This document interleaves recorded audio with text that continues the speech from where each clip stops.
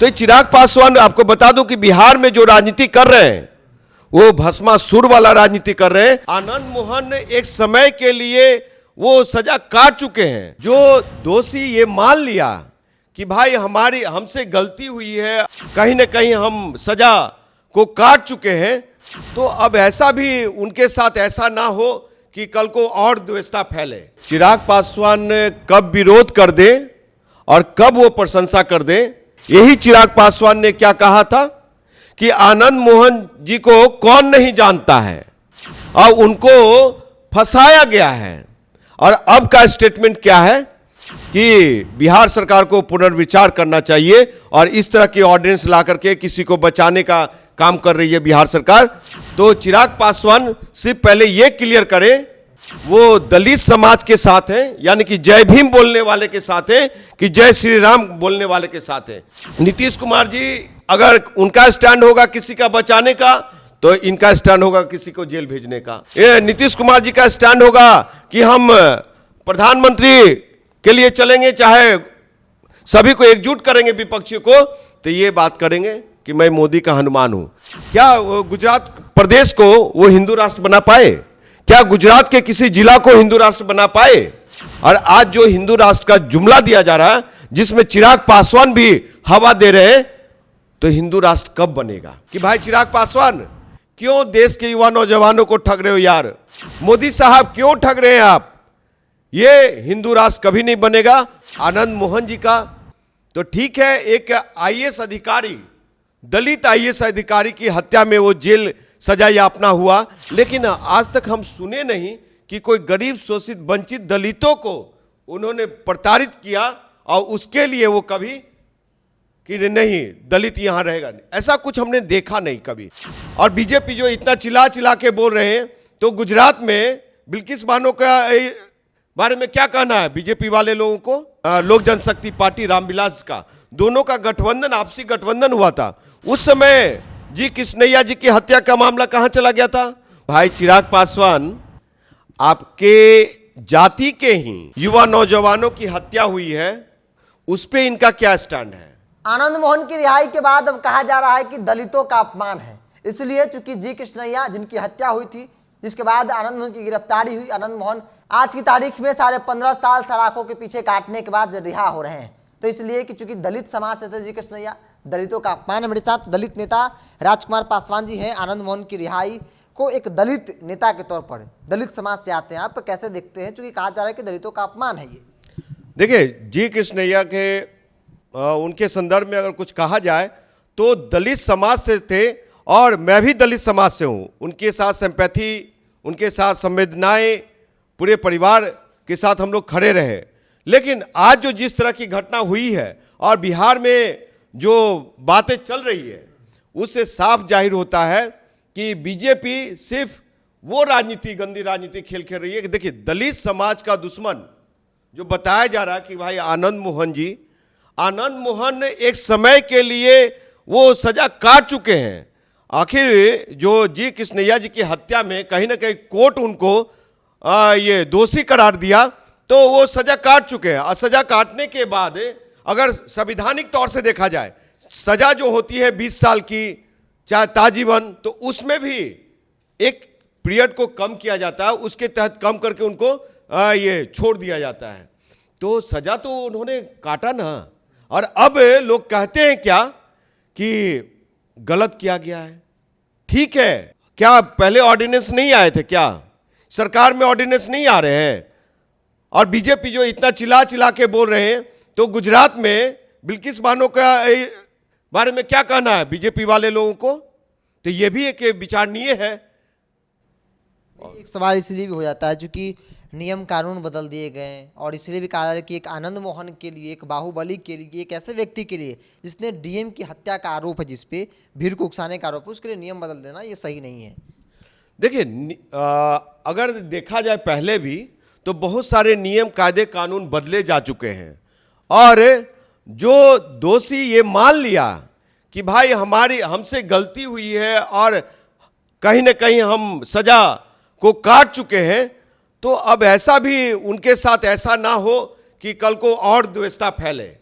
और रही बातें आनंद मोहन जी का, तो ठीक है, एक आईएएस अधिकारी, दलित आईएएस अधिकारी की हत्या में वो जेल सजा यापना हुआ, लेकिन आज तक हम सुने नहीं कि कोई गरीब शोषित वंचित दलितों को उन्होंने प्रताड़ित किया और उसके लिए वो कभी कि नहीं दलित यहाँ रहेगा नहीं, ऐसा कुछ हमने देखा नहीं कभी। लेकिन वही आनंद मोहन है, वही आनंद मोहन है जो कि 2005 के इलेक्शन में देखा जाए तो स्वर्गीय रामविलास पासवान जी उस समय जीवित थे और उन लोगों का एक गठजोड़ हुआ था। आनंद मोहन जी का पार्टी पीपुल्स पार्टी कुछ ऐसा था और ये लोक जनशक्ति पार्टी रामविलास का, दोनों का गठबंधन, आपसी गठबंधन हुआ था। उस समय जी कृष्णैया जी की हत्या का मामला कहाँ चला गया था, उस समय ये बातें कहाँ चली गई थी। तो कहने के लिए बहुत कुछ है, अगर जदयू कुछ किया है उनके हित में, उनके परिवार के हित में, तो ठीक है, चलो। एक सवाल है, चिराग पासवान ने इस फैसले को लेकर कहा है कि भाई पुनर्विचार करनी चाहिए, यह फैसला लोगों के हित में नहीं है, बिहार सरकार ने उस परिवार के बारे में नहीं सोचा जिसने अपनों को खोया है। तो चिराग अब सीधे सीधे विरोध कर रहे हैं। आप कह रहे हैं कि भाई ये फैसला नियम कानून के तहत है, चिराग पासवान तो विरोध कर रहे हैं।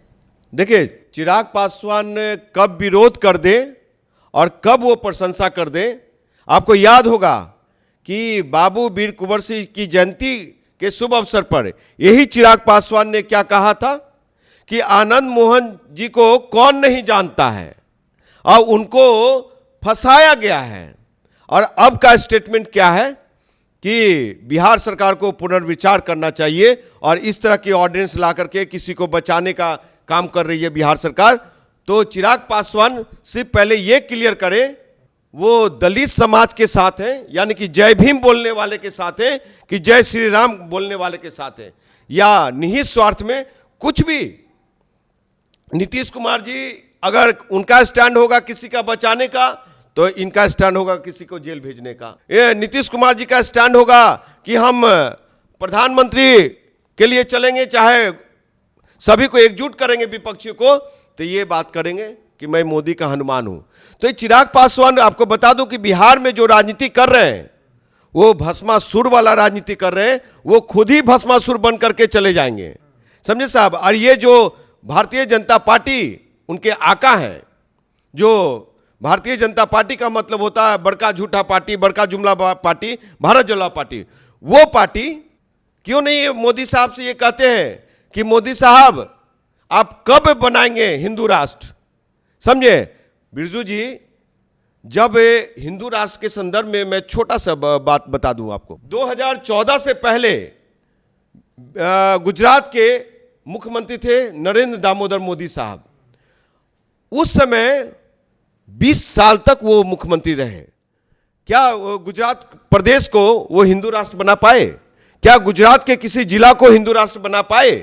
और आज जो हिंदू राष्ट्र का जुमला दिया जा रहा है, जिसमें चिराग पासवान भी हवा दे रहे हैं, तो हिंदू राष्ट्र कब बनेगा? आपको बता दूं देश के 140 करोड़ आवाम से, और भाई चिराग पासवान को भी, कि भाई चिराग पासवान क्यों देश के युवा नौजवानों को ठग रहे हो यार? मोदी साहब क्यों ठग रहे हैं आप?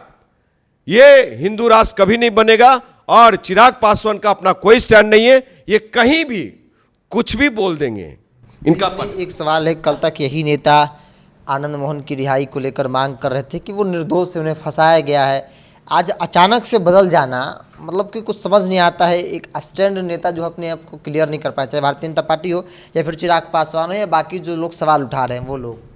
अच्छा, इनसे पूछिए चिराग पासवान जी से कि भाई चिराग पासवान, आपके जाति के ही युवा नौजवानों की हत्या हुई है, उस पे इनका क्या स्टैंड है? एक दिन जाते हैं, दूसरे दिन नजर नहीं आते हैं, दुबई में ही नजर आते हैं। इनका क्या स्टैंड है कि जो लोग आज जेल में हैं, तो क्यों नहीं एक ऑर्डिनेंस पास करवाते हैं केंद्र से? लोकसभा देखिए, लेजिस्लेटिव असेंबली से बड़ा असेंबली सदन है लोकसभा, और लोकसभा में कौन बैठे? नरेंद्र दामोदर मोदी प्रधानमंत्री, गृह मंत्री अमित शाह जी और लोग भी हैं। तो वहां तो आप हैं, वहां तो ऑर्डिनेंस पास करवाइए कि निर्दोष दलित लोग यहां पे हैं। और रही बात है आनंद मोहन जी का, तो आनंद मोहन जी के बारे में मैं इतना ही कहूंगा कि दलित भाइयों से भी कहूंगा कि एक द्वेषता की राजनीति मत करो। ठीक है, किसी से गलतियां हुई है, हमारे समाज का नुकसान हुआ है, तो उदारता दिखाओ कि माफ करने योग्य भी, अगर उनकी सजा 15 साल कट चुकी है, वो सजा यापना हो चुके हैं, कोर्ट ने उनको बड़ी इकालते कोर्ट ने सजा दे दिया है, तो अगर वो बाहर आ रहे हैं तो उनके भी परिवार, वो 15 साल अपने बीवी बच्चों को छोड़ करके और अकेले जेल में काटा है, तो उदारता होनी चाहिए कि चलो। देखिए, ब्राह्मणवादी व्यवस्था, मनुवादी व्यवस्था के बारे में लोग लगातार कहते हैं, ठीक है, हमारे पूर्वज लोग बहुत शोषित हुए और ये काफी ये हुए, तो उसमें क्या रहा बिरजू जी? ये लोग आज उसी द्वेषता की राजनीति कर रहे हैं। ठीक है, हम 85% हैं, हम अनुसूचित जाति जनजाति के लोग हैं, हम बहुजन के लोग हैं, हमको अधिकार चाहिए। हमारे युवा नौजवान बेरोजगार हैं, उनको भी रोजगार चाहिए, उनको हक अधिकार चाहिए। कुपोषण का शिकार होते हैं, उनको भी रोटी चाहिए, आहार चाहिए। लेकिन उस पर हमारा कौन दोषी है? हमारा समाज के नेता लोग दोषी है, जो कि लोकसभा सदन में है, विधानसभा सदन में। ये लोग कभी भी नहीं, कहां किस गोद में जाके बैठते हैं। देखिए हमारे नेता लोग कहां बैठे हुए, मोदी का हनुमान बने हुए हैं, तो उसके एजेंट के रूप में काम कर रहे हैं। बिहार में आप सही आना दिखाइए ना साहब, कौन मना कर रहा है?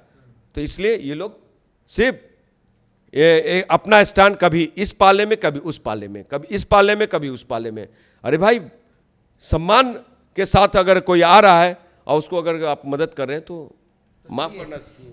दलित समाज को उदारता दिखानी चाहिए। हालांकि आनंद मोहन 15.5 साल की सजा काट कर जो है वो इस वक्त जेल से बाहर हैं और उनके समर्थकों में ज़रूर खुशी की लहर है। लेकिन एक बड़ा तबका दलितों का जो नेता है उस समाज से, चाहे भारतीय जनता पार्टी की बात कर ली जाए, सभी लोग सवाल उठा रहे हैं कि एक आनंद मोहन के लिए नीतीश कुमार ने नियम कानून सब कुछ बदल दिया, इसलिए ताकि 2024 के लोकसभा चुनाव में किसी खास जाति के वोट जो है वो उनको मिल पाए। ये तमाम बातें राजनीतिक तौर पे हैं। चिराग पासवान ने भी कई सवाल उठाए हैं, राजकुमार पासवान भी दलित समाज चाहते हैं, उन्होंने अपनी बातों को रखी और कहा है सीधे तौर पर कि एक स्टैंड को क्लियर करना चाहिए, कोई भी नेता हो, चूंकि कल तक वही नेता समर्थन कर रहे थे, आज विरोध कर रहे हैं, तो अपने आप में एक बड़ा सवाल है। इस पर इतना ही, देखते रहें टॉप। नमस्कार।